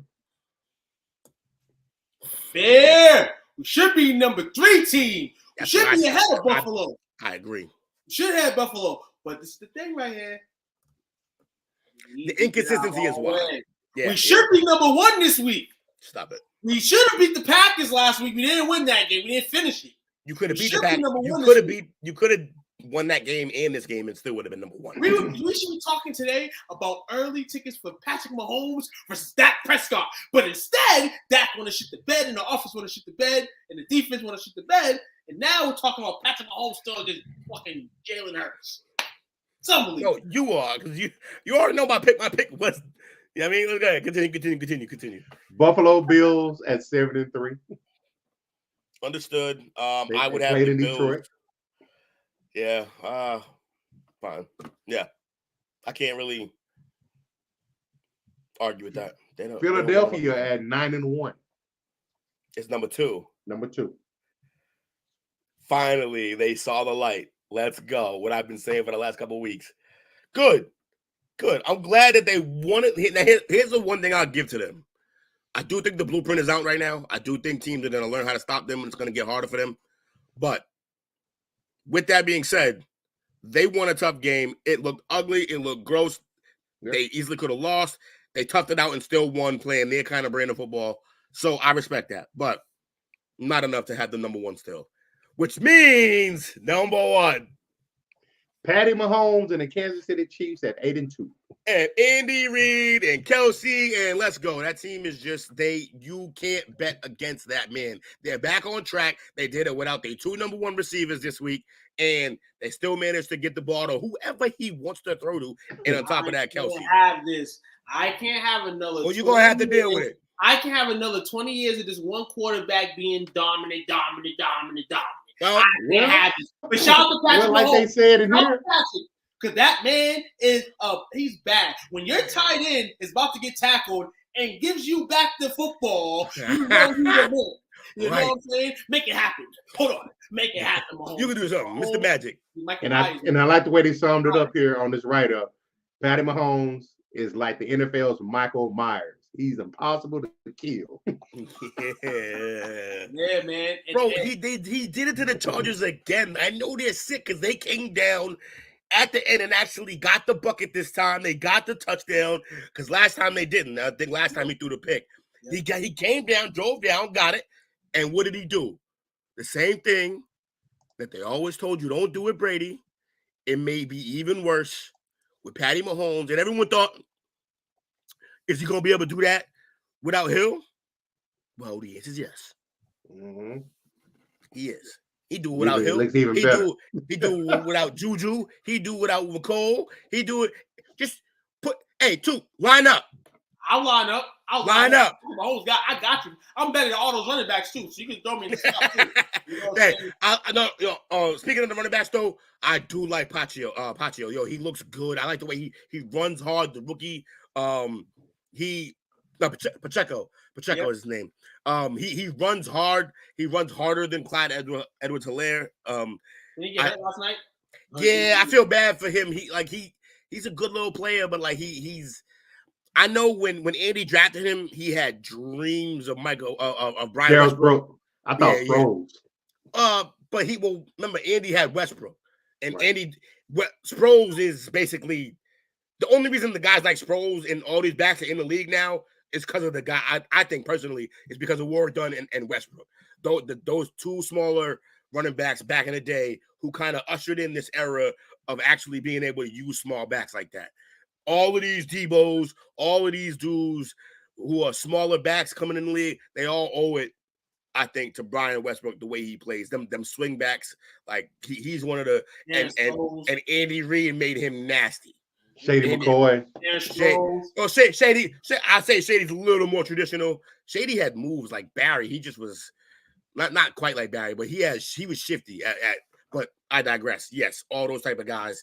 Andy Reid knows what to do with them, but Helaire just keeps getting hurt. Clyde, he keeps getting hurt. So I feel bad for him. But Pacheco runs hard wearing that number 10. Tyreek who? Imagine. Keep me real. I mean, I don't know how his career would have went if he still was with Kansas City. Just imagine if they had that solid Terry and Kareem Hunt. Just imagine. Yeah. Because like right when he was part of he was part of their glow up at the time. Yeah. Like, and then he had figured it out. Yeah, and if they had just been able to keep him, like, because that's like, ever since then they've been doing it with the swing back, the third down back guys, like the running back by committee. Yeah, running back by committee, pass catching guys. Try this guy here, but like Hunt was a 3-down back. Hunt was a horse. Give him the rock, watch him run. And now their line is even better than when it was when he was there. Facts. So, and I know he won. I know he wish he was there now. He won out of ways. He won out of shit, out of Cleveland because he's tired of being second fiddle to Chubb. Yeah, but rightfully so. Oh, Chubb's I was having a conversation with my homie Lewis, and we were laughing. Like, people will easily call Nick Chubb the most pure, like, running, like the most natural pure running back in the league, but they just won't call him the best. He could easily be the best running back in the league. Like, but they'll call him the purest running back. They won't call him the best. It's one of those weird situations. Gang, just keep it real. He ain't the best running back. he ain't. It ain't Zeke. No, it's Derrick Henry. Come on, man. Derrick Henry, the best running back in the game, dog. He's the best running back in the game. I'm sorry, Nick Chubb. He's boomer bust, though. May not be the best running back because you're Brown, man. But at the same time, he's boomer bust for me. Chubb is consistent every time. No, it's not even about the boom. He could be boom or bust, but ultimately, we can't take we'll say the last 5.5 years. Chubb's been doing it the whole time. No, but he's been doing it the whole time. But the thing is, like, he's always gonna have that cloud because he's not. Henry's doing it, and the Tennessee Titans making the playoff with mediocre players. Chubb's had they had Jarvis Landry, Odell Beckham. They had somewhat overgassed stardom. Baker Mayfield. And despite all that, hey, he still had. No, I'm saying he had Baker Mayfield. Like, it wasn't like those receivers Hey, the reason he's a Brown. The reason why. And it's sad because I'm naming a running back from Tennessee, but the running back from Tennessee has given you those type vibes that Eric Dickerson and the rest of the top running backs we are. I mean, Nick Chubb is a good running back, but are you debating? No, he's a great back. Bro, he's a great back. He's a great back. You're not mentioning him with the greats. You're mentioning him with the guys now. You're not mentioning Nick Chubb with the greats. You're mentioning Derrick Henry with the greats. No, you're not. Not when he said it. No, right now, I'm looking at them compared. Henry's got 95 games to Chubb 67. Rushing attempts 1068 for Chubb versus 1603 for Henry. Yards 7,720 for Henry, 5,720 for Chubb. He's on his ass. No, 74 touchdowns for Henry, 47 for Chubb. Right now, yeah, all the goal runs. But Henry right now, undisputed, dog. Undisputed. Talked about, doing it about, and hold on, the guy was hurt. Hold on. The guy was hurt last year. Okay, 5.4 yards a carry for Chubb, 4.8 for Henry. That's what I'm saying. He's better per carry. He's just like, and he's a more complete overall back. Hey. One just gets more goal line touches and they may be. He had a 2,000-yard season too. So. But right now, what I'm saying is Nick Chubb isn't, and because of the stature of Derrick Henry and the way the game's going, he's talked about amongst the greats. It's politics. It's politics, man. It's politics. I don't want to hear this. Hey, he's the best running back. Then it's Zeke. Then it's Nick Chubb. Get out of here with this Zekeness. Last part. Who's the Super Bowl pick this week?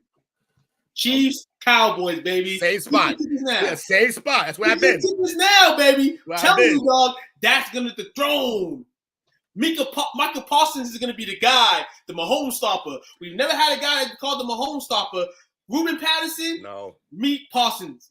I will say this. I will say this. I will say this though. This is terrible content that we all have the same picks.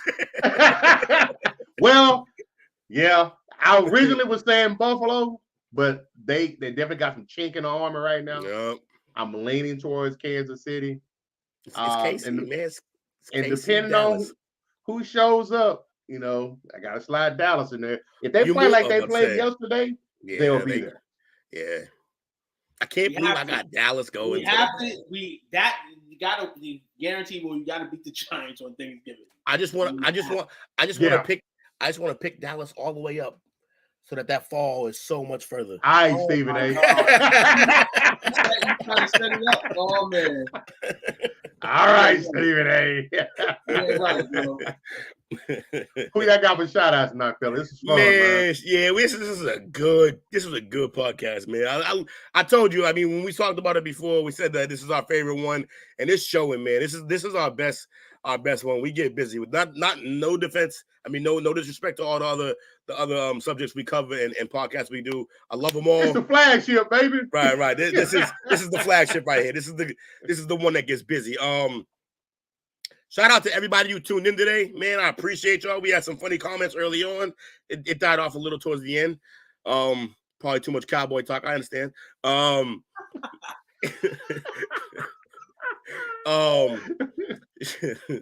Shout out, just everybody with the Thanksgiving season coming up, man. We're gonna have another show before then, but still, like, grab your loved ones. Everybody be happy, be warm, get some good food, watch some football. Just shout out to the people, shout out to the brand, shout out to you fellas, man. I appreciate y'all. Appreciate you, man. I want to give a shout out. Oh, shout out. Hold on, go ahead. Yeah. Also, and one last shout out to my cousin, rest in peace again, and also a Bostonian rapper that is really putting on for the city and really was doing a lot of big things. Replay. Yeah. Like, I didn't even know the man like that, but I know a couple of my homies really did work with him and really knew him like that. So that was sad to hear. Young talent. Like, just, you don't want to hear anybody go, but a young talent in the city who's trying to build for the city, especially a city like Boston where you may not understand this coach, but Tuke will understand. It is difficult to make it out in sports and in the arts in this city for some reason, because it's weird. Like, let's say you from just a quick example. Let's say you're from New York, you're from the Bronx. Sure, the rest of New York may hate on you, but the Bronx will support you, and the Bronx is big enough to do that. And Boston is a smaller city, and we don't support each other enough. We just don't do it enough. And he was a young man who was really trying to support the whole city, give other people chances to bring them on. So rest in peace to that man. But yeah, other than that, you fellas, man. Oh yeah, definitely, man. Yeah, man. Whole Boston seems wild right now, man. That's Yeah. why we do what we do. You know, all of us. You know, we flowers.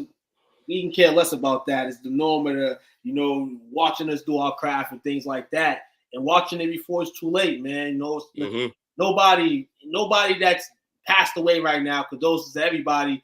Nobody wants to know that, after you're gone, people are blessing you and listening to you and stuff, man. Keep it on blast in, man. You know what I'm saying? Yeah. Be in your car and the podcast is on Sports Talk with Friends, or Hefe replay songs on, Don't be scared to play that out. Don't be scared. You don't have to play mainstream all the time, for people to come at you, man. Be genuine. Be yourself. Absolutely. Like 100%. a lot of people in this world aren't themselves, man. So I want to give a shout out to the people that are genuine and they are real and they are about themselves, to the people that come in here, tune into the podcast, no matter where you're from. You may not even know us from a hole in the wall. You never seen us once. You know what I'm saying? Shout out to the brand, man. Shout out to this brand here, because y'all come out, y'all show out, man, and everybody can follow along and follow this group to see the love within 50 states, within different countries in outside the United States, man. It's all love. Shout out to all you guys. Let's get it. He got me hyped. I'm ready. I was born the cheesiest, coach. Real talk. Hey, man, shout out to you fellas, man. I was telling my wife earlier, this is always therapeutic for me, man.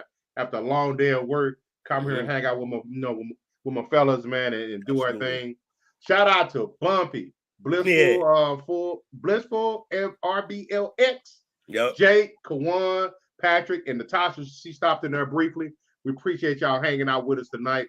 Shout out to anybody that sees this in the future. Make sure you like, comment, subscribe, share. Yes. Do our thing. Continue to help us grow. We appreciate y'all. Make sure y'all here tomorrow night, 7:30 for the Sports Chatter Show. We gonna be out this month. Yes, sir. Dude. Get it in, Cowboy Nation.